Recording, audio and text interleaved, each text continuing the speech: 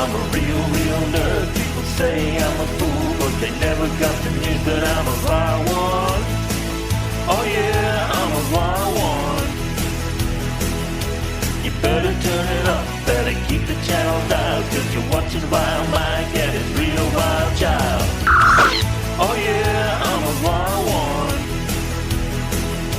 You better turn it up, better keep the channel dialed, 'cause you're watching Wild Mike and his real wild child.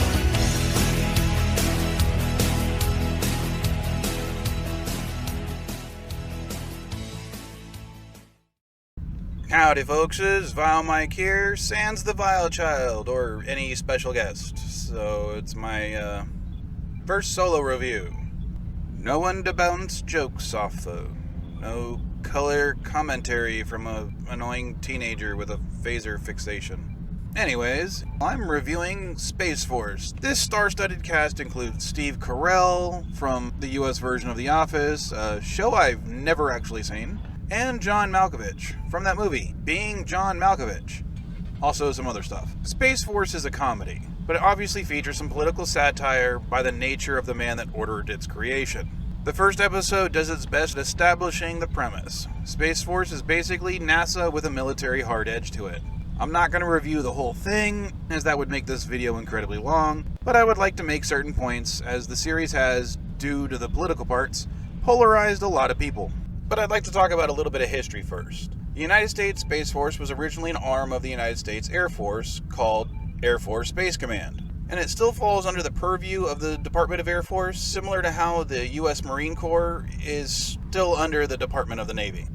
I found it interesting that the U.S. Coast Guard does not actually fall under the Department of the Navy like the Marine Corps. It actually falls under the Department of Homeland Security. Now, it has transferred to the Department of Navy twice, once during World War I and again during World War II. But other than that, it's always been under a different branch of the government. In the show, Steve Carell's character plays General Naird, a recently promoted to 4-star Air Force general and new head of the nascent military branch with the primary goal of putting boots on the moon. I'm trying to put boots on the moon. Boots on the moon! There are, of course, some mishaps. The first Space Force satellite launch, while ultimately successful, is vandalized by their Chinese counterpart. And in one episode, they attempt to repair with a chimpanzee. Marcus, stop! They do some war games with the Air Force. They plan a moon base and actually succeed in getting to the moon. But the aspects of the show most people tend to focus on are not that stuff. It's more of the political stuff. Now, Space Force, the show, takes shots at both the left and the right. More shots tend to be fired right. For example, in the first episode, for every one of the gotta save the lizards jokes they make, there's at least 2 presidential tweet jokes. Yes, POTUS wants to make some changes. He's tweeting about it in 5 minutes, so let's hope you like it. I mean, they really make fun of the fact that the in-show POTUS uses Twitter for everything. The left-leaning attitude is probably most exemplified in the third episode, titled Mark and Mallory Go to Washington, which I assume is an homage to the film Mr. Smith Goes to Washington. They're there to argue before the House Armed Services Committee for an increase in budget, and one of the congressmen is clearly a parody of Democrat Alexandria Ocasio-Cortez. While she's definitely argumentative, blunt, and more concerned about her constituents than spending more money on the military. But she was able to be reasoned with by Naird's rousing speech of exactly why a $10,000 orange is actually important. A human being who is battling fear and exhaustion and uncertainty, and who has been eating dehydrated mac and cheese mixed with her own filtered urine for the last month. I want her to have a taste of the earth and remember what she's fighting for.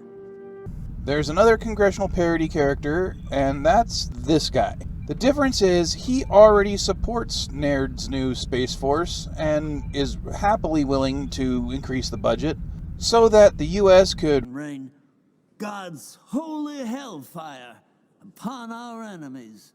And he's obviously a gung-ho, guns, God, and country type of Republican. I'm not exactly sure if it was intentional or not, but to me he seems similar to former Congressman Paul Brown. I don't care if I'm pronouncing that incorrectly. Now, Brown once sat on the Congressional Committee on Science and Technology, but he said that he believed that certain scientific theories were straight from the pits of hell and was a self-proclaimed creationist and believed that where science and the Bible came into conflict, science was wrong. And I must reiterate, he was on the Committee for Science and Technology. But I think the contrast between the two parody characters is what really pissed people off. As bad as the angry young congresswoman was, able to be reasoned with when presented with facts, evidence, and a rational argument. But I think we can all admit that the other parody congressman would not have been convinced by any sort of facts, evidence, or any rational argument. The show also has several people playing the Joint Chiefs of Staff, the heads of the military branches. This actually includes the Coast Guard, which, as I said earlier, is not in reality part of the Joint Chiefs, but in the show they have him there, and he's kind of the butt of many of the jokes by the quote-unquote real military heads. Hey, guys. What are you doing? Get out. No, Coast Guard! Oh, come on, man. And of course the heads of the Army, Navy, Marines, and Air Force are varying levels of hawkish and fit some of the stereotypes of those branches. Patrick Warburton's Marine is kind of dumb, Diedrich Bader's Army guy is kind of stiff, etc. I would note that Jane Lynch plays the Navy Joint Chief. In real life, as of this video, no woman has ever held that position in the Joint Chiefs, and could be considered a case of just tokenism. But I also really haven't seen anyone else comment or complain about it, and I think that's because of her performance. Or because she says stuff like this. Acknowledge my gender again and I will fuck you in the ass. Duly noted. And there are other characters, like Naird's daughter, who has a bit of an arc, but in my opinion, she's just a vehicle to show how good of a father Naird tries to be. In fact, in one episode, despite staying up for over 24 hours because of a crisis, when he gets home, he tries to help her with her trigonometry homework. And this is despite Naird being far from knowledgeable in that subject himself. There's also Naird's wife, played by Lisa Kudrow. Now, she's in jail for some unnamed crime, and it seems that she's just there to isolate Naird further, putting strain on his fidelity and making someone like him question his moral. You see, in one episode, Naird's wife suggests they have an open marriage. Mark, I'm going to be in here a long time, so if you need companionship. No. No, I am your husband. Because of her being in jail, they kind of can't get together as often, if you know what I mean. And his reluctance shows that he does put value in his marriage. In fact, they both do. Does eventually decide to explore an open marriage, but he's forthright and honest about it, because that's the kind of guy he is, forthright and honest. Other characters have various quirks, like the chopper pilot that wants to be an astronaut, the Asian nerd that likes black women, the dumb but lovable sweet redneck country bumpkin soldier guy. Well, ladies, enjoy your acai. It'll put that 2-year-old's grin right back on your puss. But John Malkovich playing Dr. Adrian Mallory kinda steals the show for me. Mark is a little chunk ball who looks like Uncle Fester with an ass so tight he can make diamonds from the corn in his turd. To be clear, I don't want you. You're an unfortunate necessity, like tipping or colonoscopies. Oh, you lay down like a hooker on Quaalude. If all else fails, you can feign incompetence, which shouldn't be a problem. Personally, I find the show funny, well written, and it pokes fun at both the left and the right, and just over a top enough that you know you shouldn't take it seriously. That's it, folkses.